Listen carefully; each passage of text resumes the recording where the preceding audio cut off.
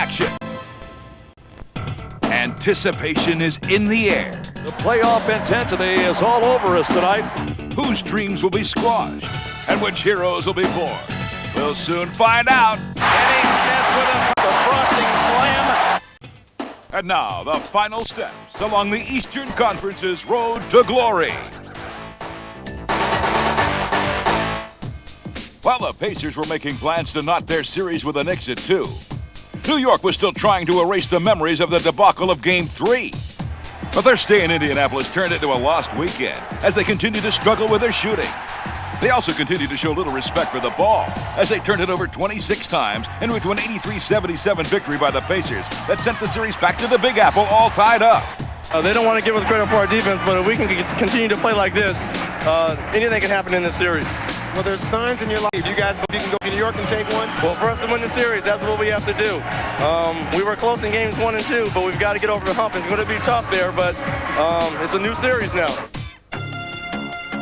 A beautiful night in Gotham on this first day of June.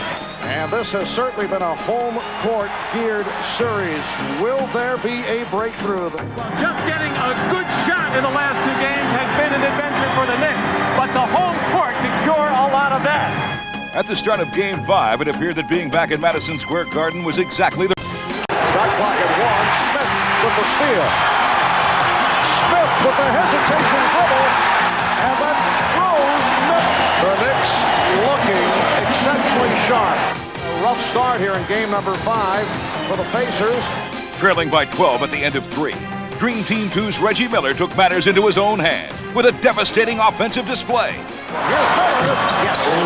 Miller open again. And Reggie Miller in an animated discussion with Spike Lee. Look at this shot. And he hits it. Reggie Miller is on fire. When the dust had finally settled, Indiana's sharpshooter had rifled in 25 points in the 4th quarter, and it single-handedly seized the home court advantage for the Pacers as they won Game 5 93-86. Just an astounding shooting exhibition by Reggie Miller. It ranks up there just because of the significance of the win and the playoffs and so forth. I probably had better shooting nights, but I mean, on the road, in the Garden, big 5th game for the Eastern Conference Final. It ranks up there. The Knicks hoping to tie the series at 3. On Indiana looking to wrap it to go up against the Houston Rockets. John Starks had other plans, and his game-high 26 points, which included 5 from downtown, put the Knicks in position to extend the series. Smith's outlet picked off by Starks. He fires. Yes, that's a 3 for John Starks. Down the stretch, it took 2 timely plays by the veteran Derek Harper to finally put Game 6 in New York's win column. And here comes Fleming, putting the move on Harper. Harper stripped it. The Knicks able to hang on and come away with a 98-91 victory, and they have 3. Tonight's Game 7 of the Eastern Conference Finals features the Indiana Pacers and your New York Knicks. Indiana came out smoking and hit on 68% of their shots in the first half as they clung to a 51-47 lead at the intermission. Scott playing the ricochet and hits. The Indiana backcourt has killed the Knicks. But Patrick Ewing imposed his will on the Pacers in the second half. Ewing puts the move on Antonio Davis. Yes, and it counts. Ewing rebounds and takes it down for Harper. Down by 12 with perhaps only 16 minutes left in the season, Ewing was unstoppable. Ewing with a drum step. Yes, and a count. The Pacers refused to give ground and forged back in front in the series' final moments. But in what perhaps was Ewing's finest hour as a pro, he capped a brilliant 25-point biggest follow of his career and lifted New York to their first finals in 21 years. Patrick Ewing did rise. One of the great games in his NBA career. I don't think I've ever seen him play a better game than he's played tonight, especially at a moment of truth. You can't say enough about Patrick. He wanted this. He wanted this, and he deserves his career to have a chance to play for the championship. So, you know, big fella wasn't going to let us lose. And, you know, thank God that he was there for us. Well, the Knicks have attained one of their goals, In this week's News, Notes, and Quotes, the Sacramento Kings feel they've improved their chances by hiring former Portland Trailblazers All-Star and GM Jeff Petrie as their new general manager. I think it's a great opportunity, a challenge, a new adventure. I've always been impressed with the city of Sacramento, and I'm looking forward to improve this team, to go forward and become one of the finest basketball teams that it can be. Also, Kevin Lockery signed a 2-year contract extension with the Miami Heat. The team's crowning moment came in the season's final game. Miami, how do you like us now? The Heat are in the NBA playoffs, and they win their way in. Look at Kevin Lockery.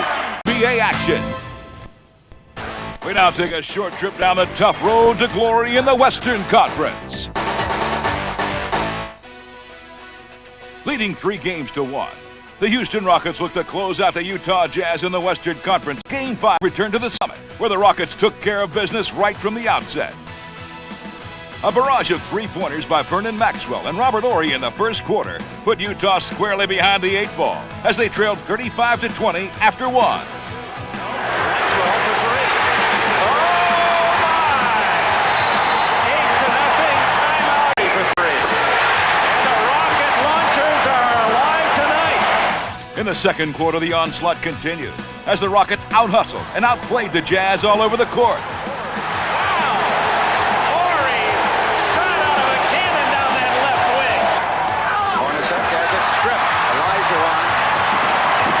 To Smith. Very impressive half for the Houston. As the third quarter began, the Rockets picked up right where they left off. The combination of the dream inside with the guards hitting from the outside was too much for Utah to handle, and Houston maintained a 20-point lead throughout the quarter. Olajuwon, spin move to Thorpe, scores. Maxwell to Thorpe. With the game seemingly out of reach, the Jazz put on a late fourth quarter charge to cut the lead to 8 at 85-77. However, Houston regained their poise and finished strong with Robert Horry's emphatic punctuation mark. Horry, I guess he's okay. Olajuwon, any questions? Ahead to Smith. Kenny Smith with a punctuation mark. We all set the tempo. Everybody was focused on this game because we needed this game. Nobody wanted to go back to Salt Lake. Everybody just jumped on them early, and we just stayed there. The defense got us started in the first half. I think there in the fourth period, the exciting thing of all, going to the finals. 4 games to 1. Houston wins the West. The final tonight, 94-83. We accomplished a great deal over this year, and we'll take some time and reflect about that. The preliminaries are over. Now it's time for the 1994 NBA Championship Finals. The Houston Rockets will face the New York Knicks as they both strive to win it all. I've been in this league for a while, and this is just a great collective effort. This is just great to have just 4 wins away from winning it all. It was a great ride thus far, and we had never been in a position to get to the finals before, and I think that in itself cannot be enough. It just begins for us right now, and we feel very good about being there. We're in a situation now to bring Houston his first championship, and I'm really excited about that. I think Houston's a great city, and it needs somebody to bring a championship home and somebody to be proud of. We're a very confident ball club. I think when our back's up against the wall, we're a much better team.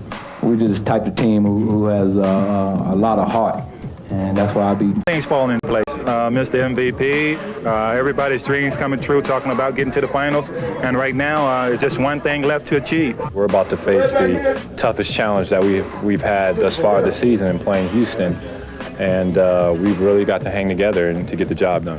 I feel good. We're positive, confident, and I feel like we're going to win. It's not about Patrick, and it's not about Akeem. It's about Rockets. Back to NBA action. Now, let's take an inside look at the guards of the Houston Rockets. It's a backcourt of individual talents. And as a group, their recent playoff exploits have helped capture the Western Conference Championship. I love my backcourt, I really do. I think they're similar in a couple ways. They will play defense, and they have the range that can make the three-pointers, but all the guys bring different things to the mix. They're going crazy in the zone. We've got Kenny, who's a great spot shooter and has great speed. We have Max, who is our fire, our intensity, and he loves the big shot. Three-pointers from Vernon. Then we got Sam, who can create and penetrate for himself, but also for his teammates. And Mario Ellie is our junkyard dog. I mean, this guy is a warrior, and he'll do whatever it takes.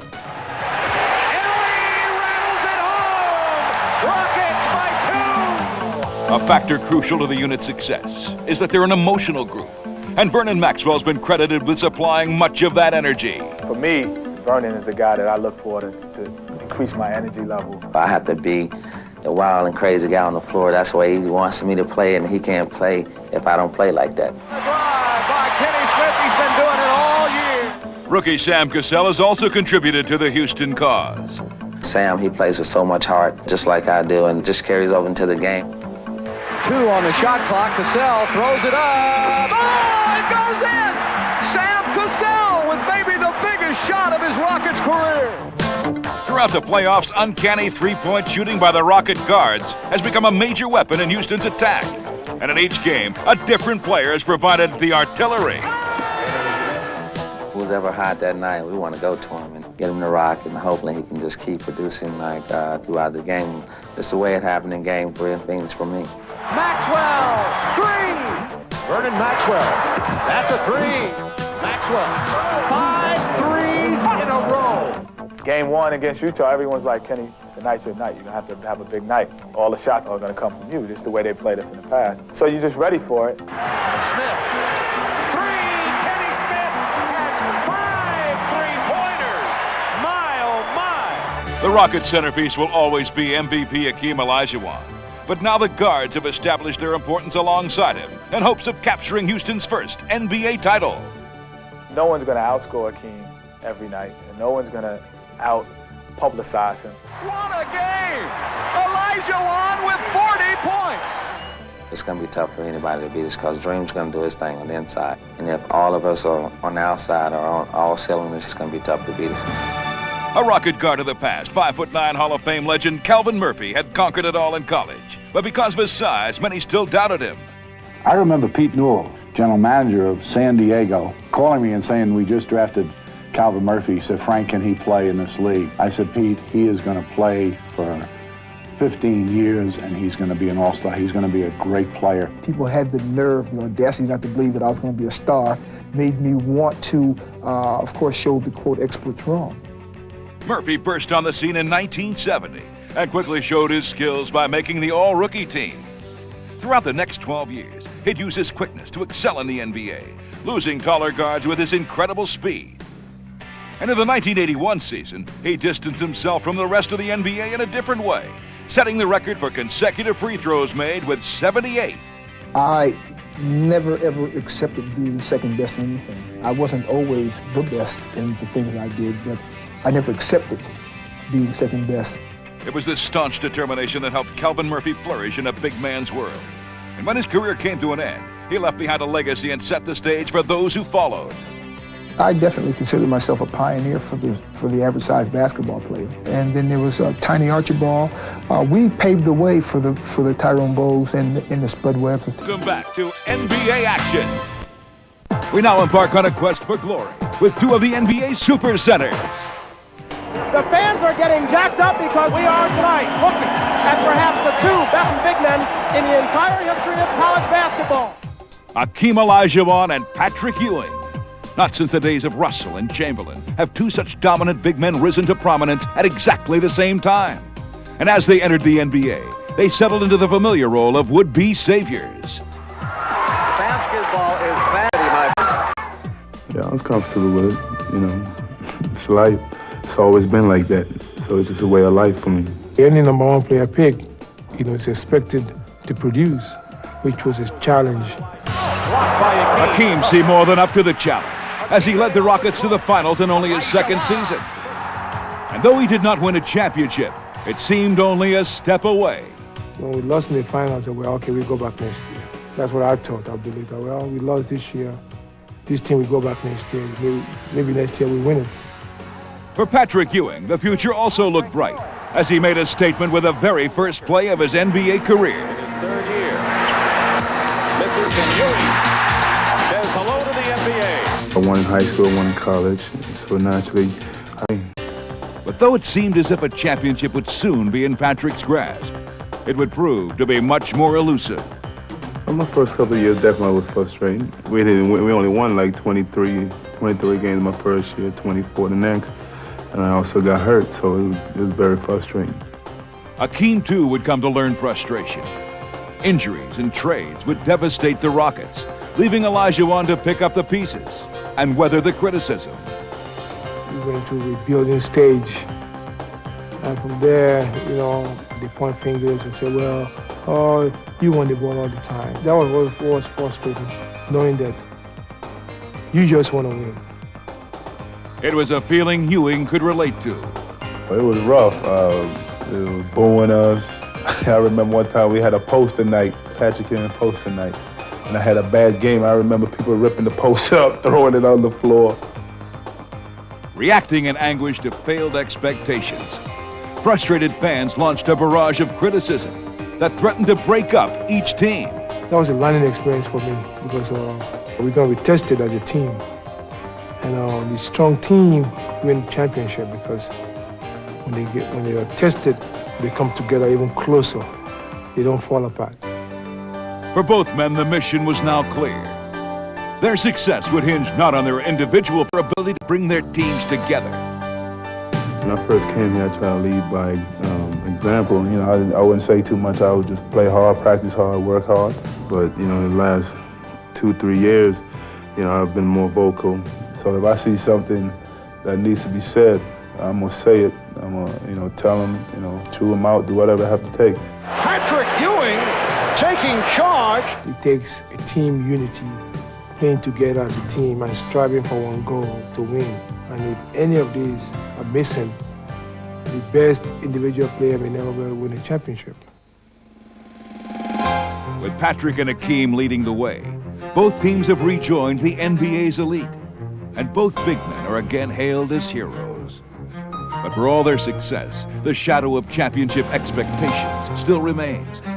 And for better or worse, it's this standard by which these two basketball giants will always be measured. I live for that hope that there will always be another chance to get there, to win it all. I've been so close many times in college, in the pros, but just to get to go all the way for the first time. I've accomplished everything I need to accomplish. But, from day one, my goal was to, win as many championships as I possibly could. But, I'll start with the first. Time for the top 10 passes of the year. 4, 3, 2, 1. In our courtside countdown, tipping things off for the Sixers, and Philly can sure finish. Look at this, Warren King! Oh, my, Jeff Hornacek. Unbelievable pass by Jeff. At number 9, the Sonics' Gary Payton flat out floors us. By Gary Payton. Put the ball to Kendall Gill. What a play, and he scores. The Cavs' Terrell Brandon slices up the Sixers. Right, Terrell Brandon whips it back inside. Phil on the dunk. Oh, Brandon got a huge kick out of that pass. Little touch, bullet pass to Phil. Oh, at number 7, check out this beautiful Blazer break. Drexler gets it back. Strickland over the head to Porter. Porter to Drexler. Milwaukee's on the move, and Murdoch's making it happen. Eric Murdoch. Oh, what a play by the Bucks. Murdoch through his legs, and Baker with the slam. At number 5, Gary Payton's getting a leg up on the Spurs. Seattle defense between the legs to Sean Kemp. What an assist from Gary Payton. You want a sweet dish? Well, how's this for service in Chicago? Who goes? They call him the waiter, the way he serves things up in Europe over the shoulder. Horace says, look what I found. Yeah.